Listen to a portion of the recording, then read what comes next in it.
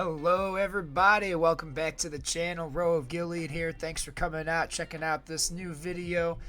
Coming at you today with the Haradrim month, the newly announced theme for August coming up in Heroes of Middle-earth. So, without further ado, let's kind of recap what they talked about. We're going to be getting two new marquee events for two new characters, Tibeb the Sage and Bekalua. I don't know, we'll review it when we go over her kits in here in a second.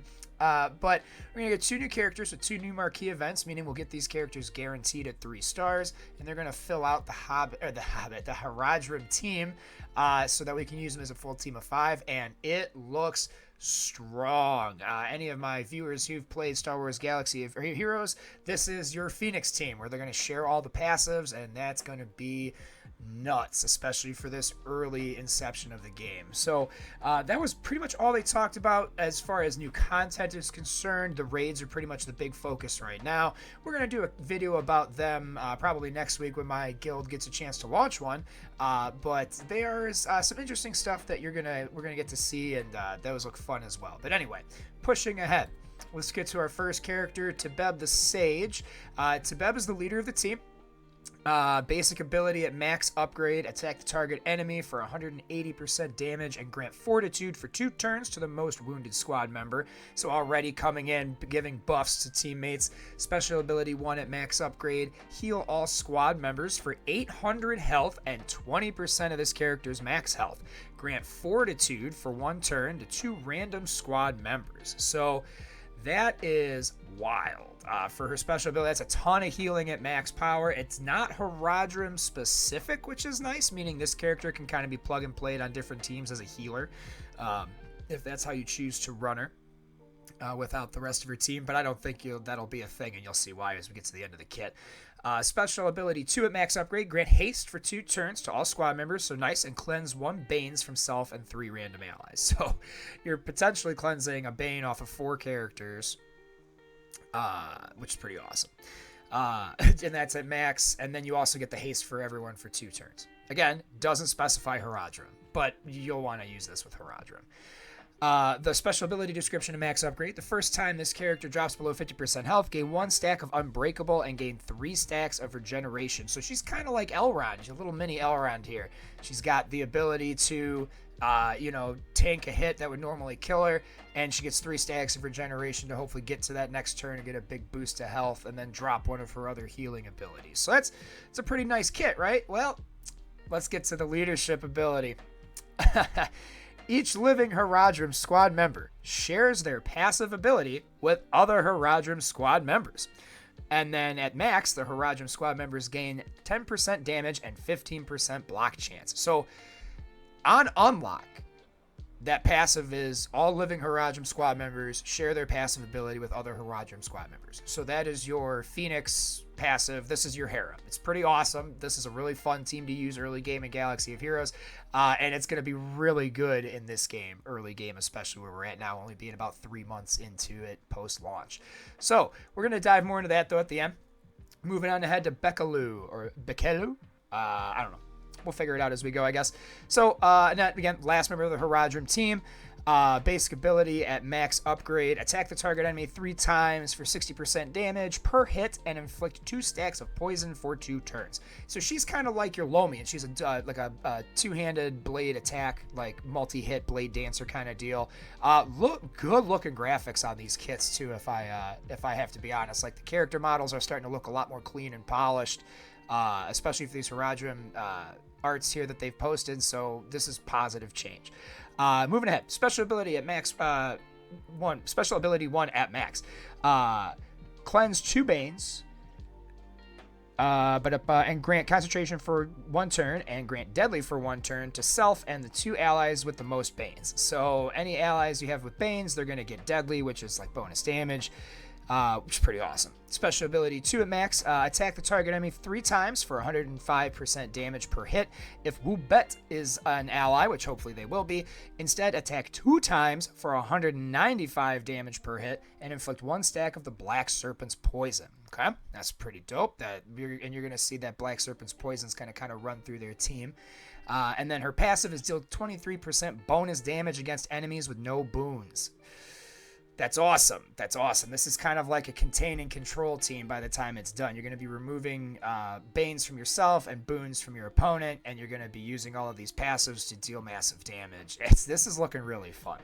So let's kind of break down their events and the leadership description. So this is going to be kind of how all of these abilities play together, so you can kind of see what every character is going to have. So just refresher, remember at unlock, each living Haradrim squad member shares their passive ability with all the other squad members that are Haradrim. So as long as they're alive, everybody's going to have everyone else's unique passive.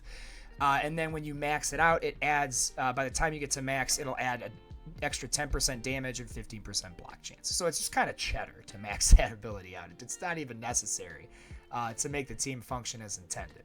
So that said, what are their passives? And so we can kind of see how this is going to flow together. Well, just starting with Tebeb, their passive, the first time this character drops below 50% health, gain 1 stack of Unbreakable and 3 stacks of Regeneration for 1 turn. So that means that anytime a Haradrim ally falls below 50% health, they're going to gain 1 stack of Unbreakable and 3 stacks of Regen. So basically, you got to 2-tap a Haradrim to kill it. Period. For the first kill. If you kill Tebeb first, that's not going to apply anymore. But as long as Tebeb's in play, if you go to kill, say, Wubet, and they get to 50% or less, they get that Unbreakable. So you have to do all that damage and clear the Unbreakable and hit him again. So Arwen might be able to cancel that out. There are other characters with, that cleanse buffs on enemies, but that's every one of that team is going to have that. That's fantastic, okay? So moving ahead, Bekaluz, again, deal 20% bonus damage to enemies with no boons. So every Haradrim is going to deal 23% damage to enemies with no boons. Robel, this is one of the characters. Now we're starting to get into the list of the ones you can already farm. Robel is the hardest one to get to. He is, I believe it was Shadow Chapter 4-1 hard. Maybe it was 5-1 hard. So either one of the two. He's going to be the toughest one to get to.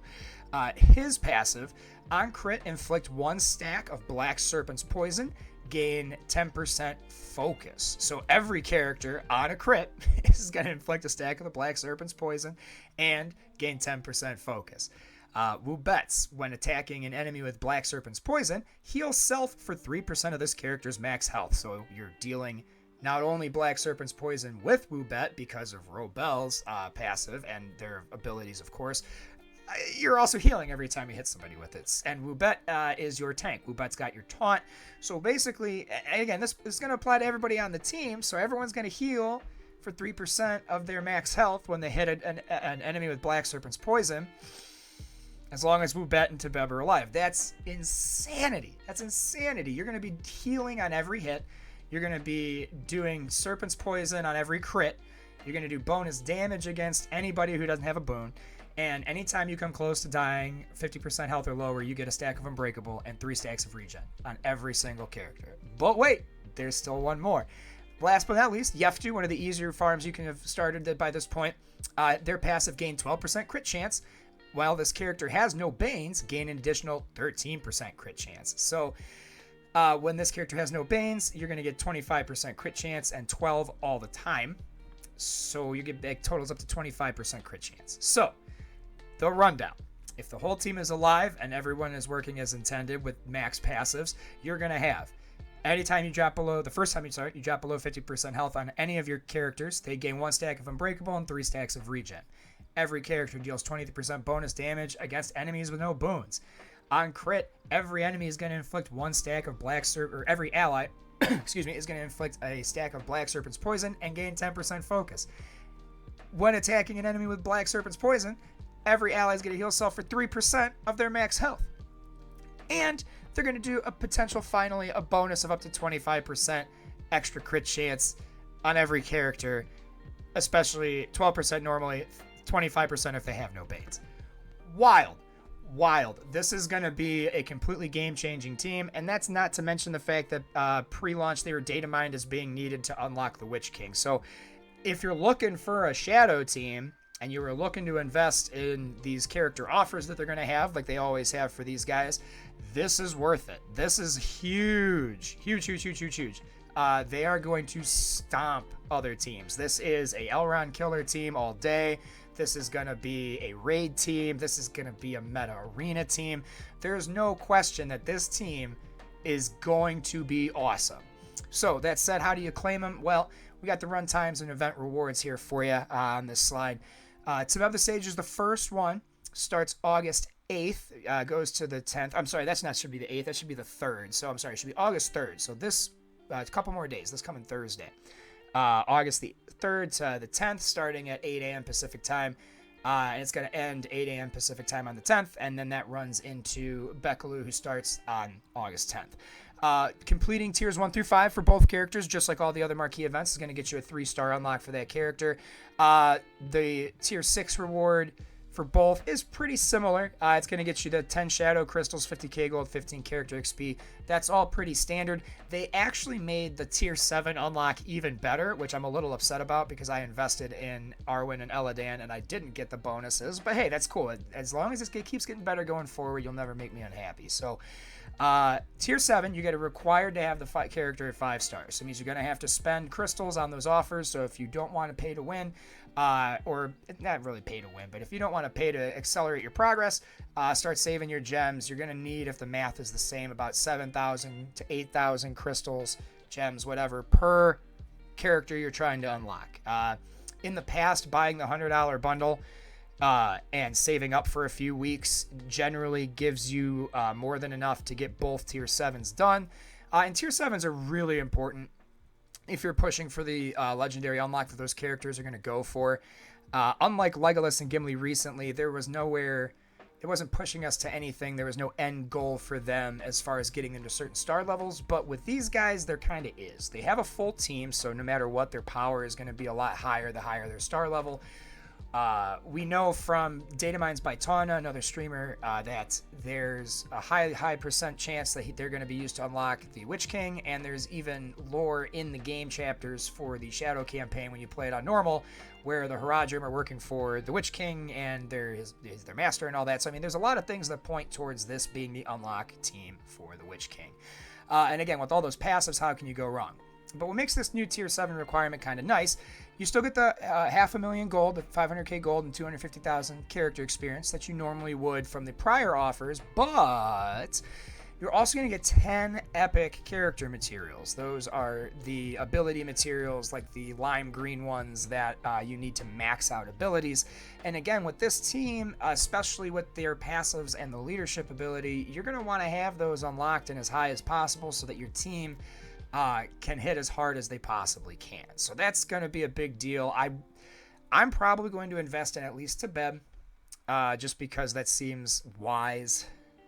Might not be wise financially, but we'll figure it out. I'd like to invest in both of them, just because we already have the other 3 characters on our account pretty farmed up. So that being said, that is what we're looking forward to in the month of August. All right, we're looking forward to the last of the Haradrim team being put together, those marquee character events to get them unlocked, and have that Phoenix-style passive attack team from Star Wars Galaxy of Heroes. They're going to be great in raids with their AoE attacks and their healing and cleansing and survivability. They're going to be good in the arena because they share all of those crazy passives, and they're gonna break a lot of the meta wide open for those of us who've been farming these in advance. So big shout out to Tana, and I know AP Gains was helping spread the love message on these guys too, building them early. So all those other streamers out there who gave me the heads up that hey, this is going to be what you want to do, big ups, because that's huge. So get to work on your Haradrim, everybody. Things to look forward to coming up soon on the channel. We're going to be doing a raid speculation video, kind of talking about what new raids are coming down the pipeline, what scenarios from The Hobbit and The Lord of the Rings would make for really cool raid settings, and explain what we think they're going to be and when that's going to happen. We're also going to talk about what the other raid chapters are going to be, and why I think we already know what we can expect from at least 3 out of the 4 raid chapters in the Mines of Moria.